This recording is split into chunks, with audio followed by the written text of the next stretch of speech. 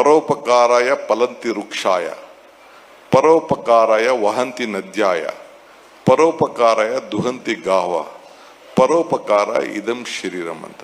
ಅಂದ್ರೆ ಈ ಸಮುದ್ರ, ಈ ನದಿ ತನ್ನ ಸ್ವಂತಕ್ಕೇನು ಪ್ರಯೋಜನ ಇಲ್ವಂತೆ.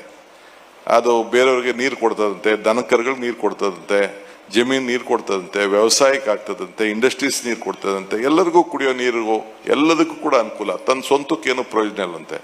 ಈ ಮರ ಇದೆಯಲ್ಲ, ಈ ಮರನೂ ಕೂಡ ಯಾರಿಗೂ ಎಂತೂ ಅದು ಸ್ವಂತಕ್ಕೇನು ಪ್ರಯೋಜನ ಇಲ್ಲ. ಹಣ್ಣು ಕೊಡ್ತದೆ, ನೆರಳು ಕೊಡ್ತದೆ, ತೊಲೆ ಕಂಬ ಕೊಡ್ತದೆ, ಬಾಗಿಲು ಕೊಡ್ತದೆ, ಚೇರ್ ಕೊಡ್ತದೆ. ಇವೆಲ್ಲ ಕೂಡ ಮರದಿಂದ ಕೂಡ ಆಗ್ತದಂತೆ, ವಿವಿಧ ರೀತಿಯಲ್ಲಿ ಆಗ್ತದೆ. ಆ ಸೊಪ್ಪು ಮತ್ತೊಂದು ಗೊಬ್ಬರ ಆಗ್ತದೆ. ಅದು ಸ್ವಂತಕ್ಕೇನು ಪ್ರಯೋಜನ ಇಲ್ಲಂತೆ.